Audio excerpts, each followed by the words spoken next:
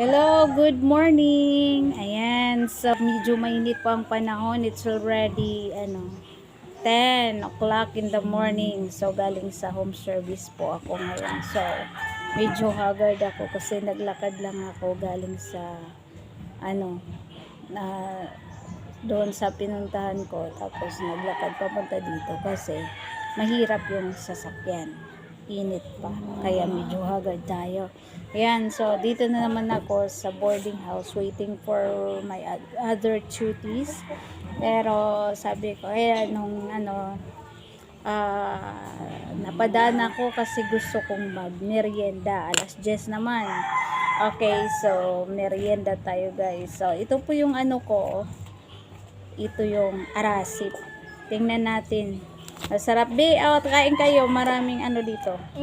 Arasip. Tingnan natin tong arasip na to. Yan guys, so arasip. Merienda po tayo guys. Happy Wednesday morning. Sarap. Yan. Tapos, meron ako dito. Suman. Ito, latik. Ito yung latik. Suman latik guys. Tapos suman latik. Ito naman ito. Ito suman talaga ito. Ayan, suman guys. Kain tayo guys. Sarap. Morning tayo, morning merienda. Okay. So, happy Wednesday morning po sa lahat. Yan, kain. Ang sarap ng arasip, oh. Ang sarap. Ito yung mga native delicacies, guys. Kain po. Mamaya-maya, luluto naman ako para sa ulam namin sa lunch. Okay, so, pero bago yan, may darating ako na duties. Galing lang ako sa aking home service tutorial, tapos may darating naman dito sa boarding house. Kaya merienda muna ako guys. Ayan, so isang magandang pinagpalang umaga po sa ating lahat. Ayan.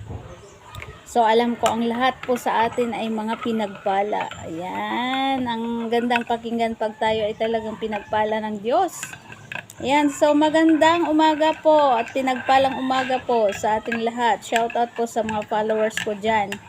Ayan, so kain po, merienda po tayo ng arasip at suman latik. May suman latik, may suman sa ibos at may arasip. Ayan o, sarap. Ito, kain po tayo.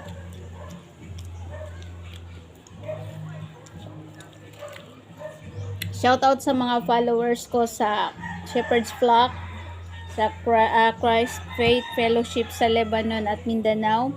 Shout out kay Sir Rome G, ROMEGJE, si Sir Rome G Saak, Jerome Saak. Follow po ang kanyang vlog.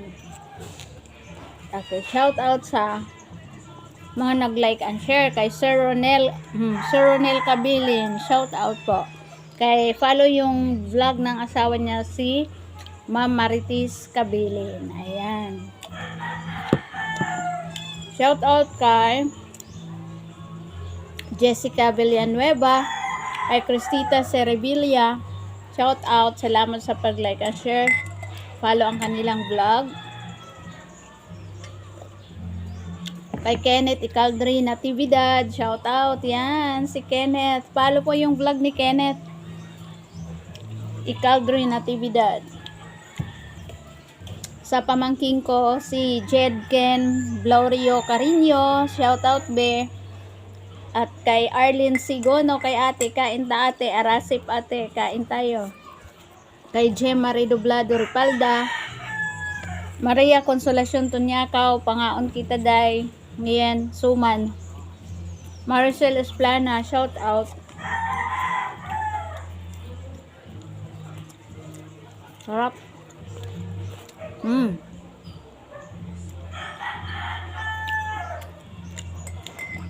Shout out kay Jennifer Di Maangay's vlog. Follow po yung vlog ni Jennifer. Kay Franklin Redonius Vlog. Shoutout kay Ate Edwena Rias Costiniano.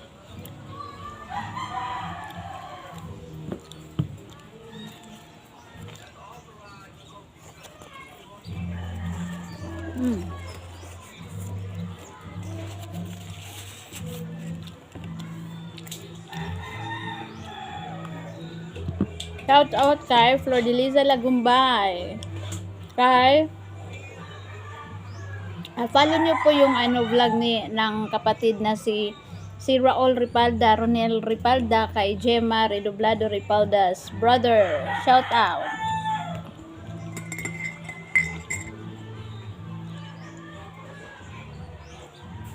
Kay Seyong Caballeros Plana.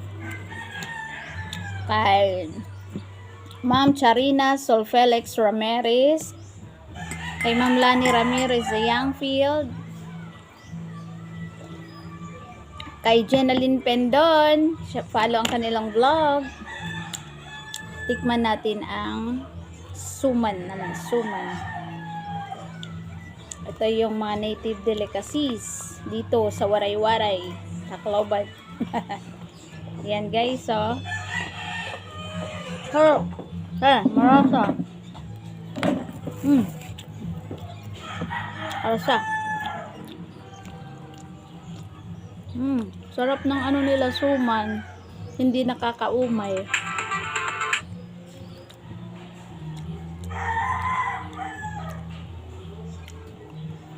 Shout out kay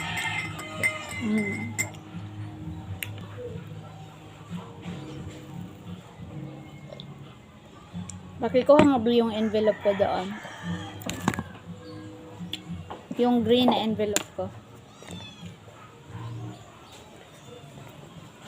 Shoutout sa aking pinsan na si Leo Abrinio sa San Rafael Dulag. Yan, yung mga vlog niya, yung fishing. About fishing. Ang lalaking isda ang kanyang nahuli, mga presko.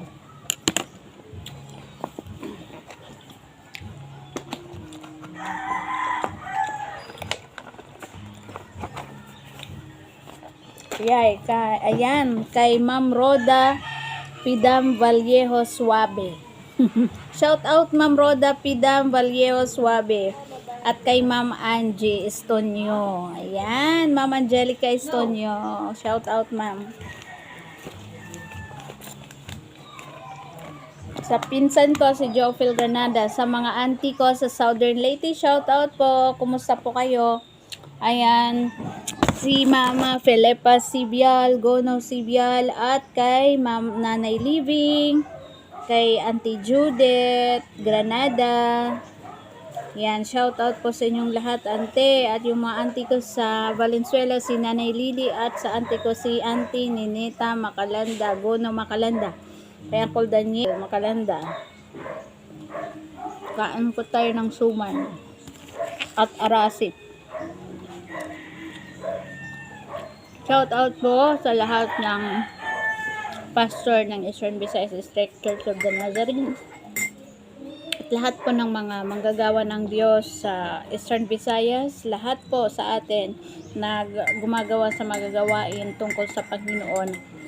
Mga pastors and wife, kahit anong denomination ka, evangelical churches, God bless po sa ating lahat.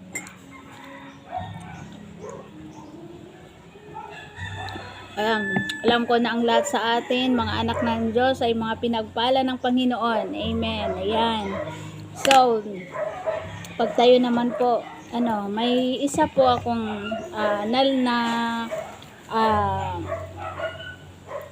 na learn from the book of Matthew 18 verse 15. Just this morning, guys, kasi marami sa atin yung mga talagang pinagpala ng Diyos. Kahit sa mga mumunting bagay, pinagpala ang bawat isa sa atin ng Diyos. Kahit ngayon, blessed din tayo kasi yung mga hangin na ating hinihinga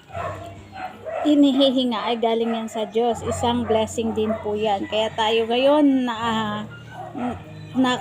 andito tayo, nakatayo, nakakahinga dahil diyan sa buhay na ibinibigay sa atin ng Diyos araw-araw. So dapat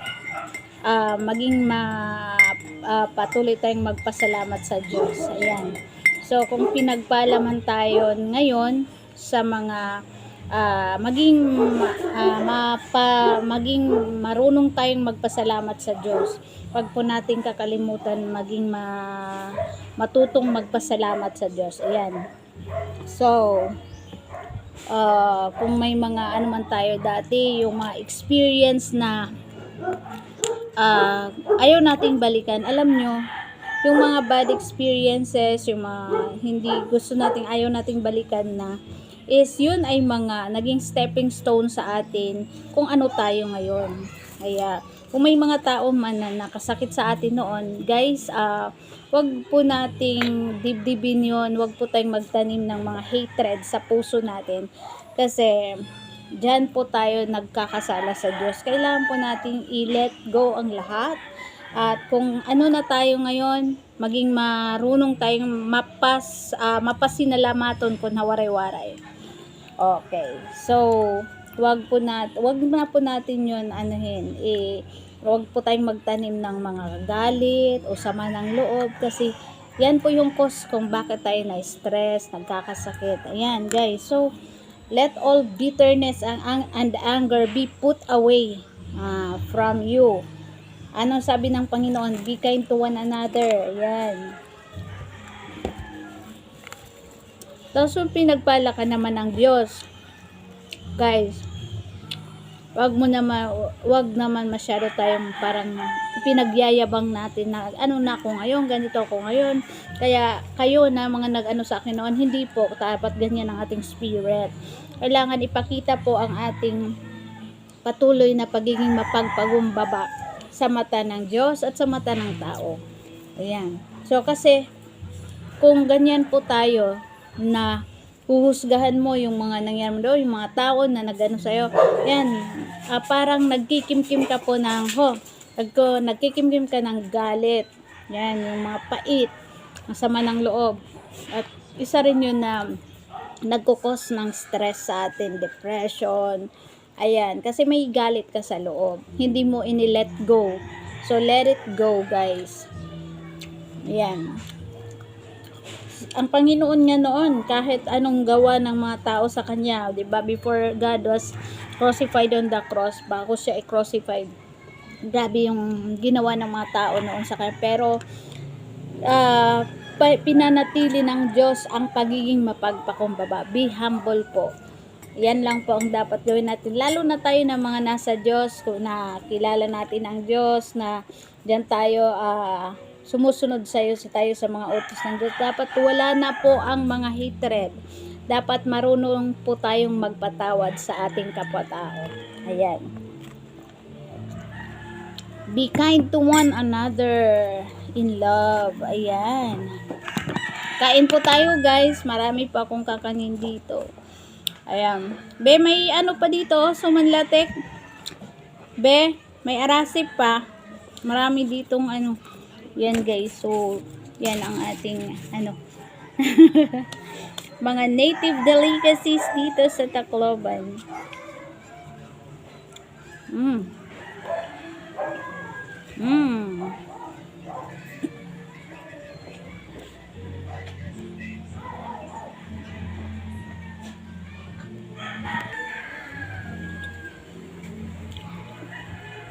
Yan, guys.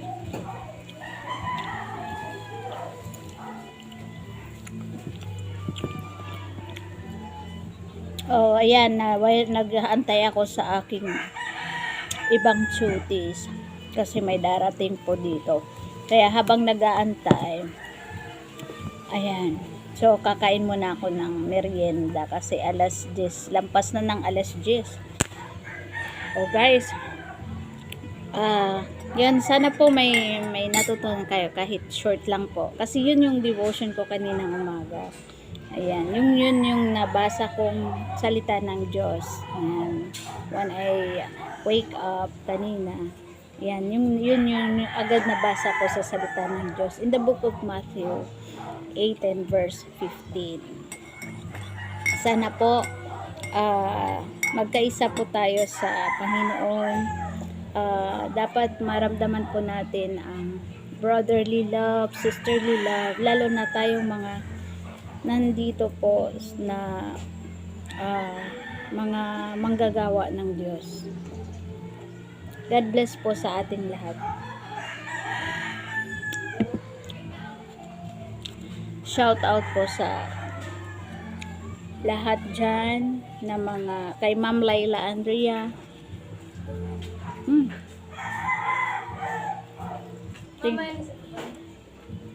God bless po sa ating lahat. Thank you so much for watching my vlog.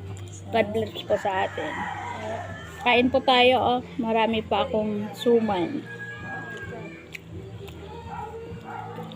Shout out kay Pastor Gomez sa Lebanon, sa kuya ko sa Pampanga, Reverend Ernesto Gono Jr. at kay Ray Gono. Shout out mga kapatid ko, yung mga pamangkin ko, lahat sila. Pamangkin ko kay Ate Arlene Gono, kay Kuya Reverend Ernesto Gono, at sa kapatid kong si Ray Gono, mga pamangkin ko dyan. God bless po sa ating lahat. Lahat mga pinsan ko, yung Gonus clan. God bless po sa lahat. At sa ating lahat. Thank you so much for watching my vlog. God bless us all.